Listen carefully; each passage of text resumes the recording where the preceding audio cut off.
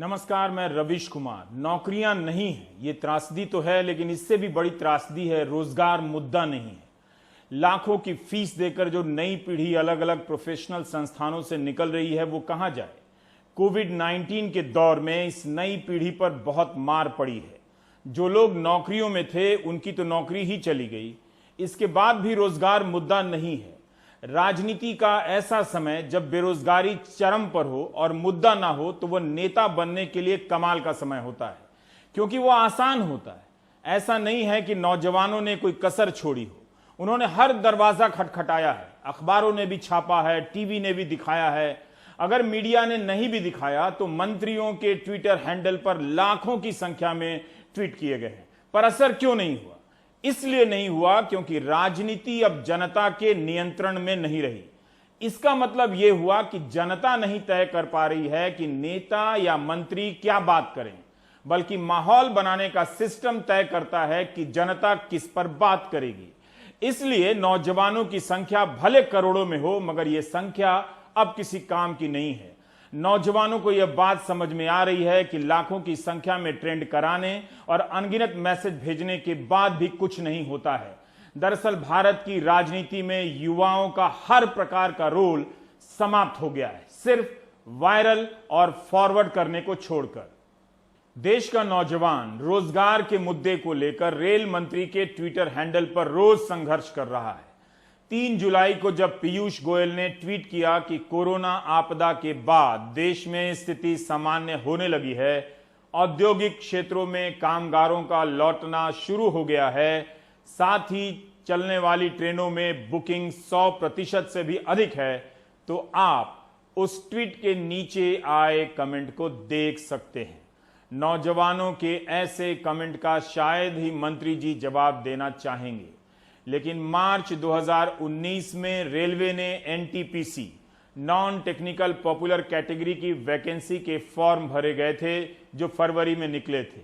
उसके बाद से ये नौजवान रोज पूछते हैं कि पैसे देकर फॉर्म भरा है, परीक्षा कब होगी, ये तो बता दीजिए।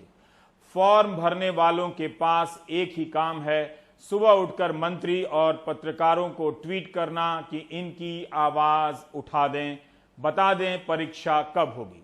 एनटीपीसी के पहले चरण की परीक्षा एक कंप्यूटर एग्जाम है जिसका नाम है CBT-1। फरवरी 2019 के जिस रिलीज पर छात्रों ने मार्च में फॉर्म भरे, उसमें लिखा था कि CBT-1 की परीक्षा जून सितंबर 2019 के बीच होने की संभावना है।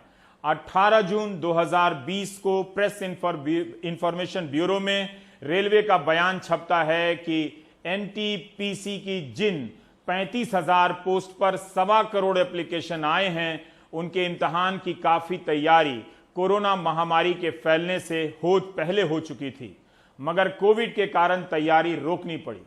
तो क्या जिस इम्तिहान के लिए सितंबर 2019 को अपर लिमिट बताया गया था, उसके गुजर जाने के 6 महीने बाद भी इम्तिहान होना तो दूर, उसकी तैयारी भी पूरी नहीं की जा सकी। जबकि इन्हें पता है कि लोको पायलट की परीक्षा तो हो ही गई थी, रिजल्ट भी आ गया था, लेकिन 1 साल से करीब दिसंबर 2019 से ही बहुत सारे नौजवानों को नियुक्ति का इंतजार करना पड़ रहा है। उनकी अभी तक ज्वाइनिंग नहीं हुई है। मंत्री जी की टाइमलाइन से पता चलता है कि ये नौजवान रेलवे के निजीकरण के खिलाफ भी लिख रहे हैं। वो ये समझ रहे हैं अच्छी तरह से कि इसका मतलब है नौकरियों का कम होना। और अब तो रेलवे ने ऐलान ही कर दिया है कि सेफ्टी को छोड़कर नई भर्तियां नहीं होंगी। हम लोग बिहार के पूर्वी चंपारण जिले के चकियन का निवासी हूँ और हम लोग विगत 2014 से रेलवे की तैयारी कर रहे हैं। लेकिन उस समय 2014 में जो वैकेंसी आई थी उसमें 3 से 4 हजार पोस्टों की हटा दिया गया था, कमी कर दी गई थी। इस वजह से हम लोग का जो 3 आदमी का या और भी साथी का मेरिट में थे वो बाहर हो गए। तो फिर अभी नया वैकेंसी जो आया 1 साल पहले जो आया है, लोकसभा चुनाव से पहले आया है, तो उसमें भी ऐसा कहा जा रहा है कि पोस्ट को फ्रीज किया जा रहा है और निजीकरण किया जा रहा है रेलवे को। कायदे से तो एग्जाम होना चाहिए, एडमिट कार्ड जारी होना चाहिए, क्योंकि लोकसभा चुनाव से पहले मोदी सरकार का लुभावना ऑफर था, युवाओं को अपने तरफ आकर्षित किए। उसके बाद अब एग्जाम होना चाहिए कायदे से, लेकिन फ्रीजिंग हो रहा है। फ्रीजिंग क्या होता है हम लोग समझ में नहीं करते हैं। हम लोग का लाइफ फ्रीज हो रहा है और ये लोग वैकेंसी फ्रीज कर रहे हैं। इन्हें समझ में नहीं आता कि युवाओं की क्या दशा है। पिछले कई सालों से मैं रेलवे का विद्यार्थी रह चुका हूँ, रेलवे की तैयारी कर रहा हूँ। यहाँ पे मैं पटना रेलवे की तैयारी कर रहा था। पिछले 2-3 महीने से लॉकडाउन हुआ तो मैं यहाँ घर पे चला आया और यहीं मंदिर, मेरे पीछे मंदिर है, चीनी मिल है जो कि चालू नहीं है, पीछे मंदिर है, वहीं पर मैं ग्रुप करता हूँ। और पिछले कुछ दिन पहले नोटिफिकेशन आया कि 150 से ज़्यादा ट्रेन चलेंगी और उसमें कोई वैकेंसीज की पोस्ट नहीं आएंगी।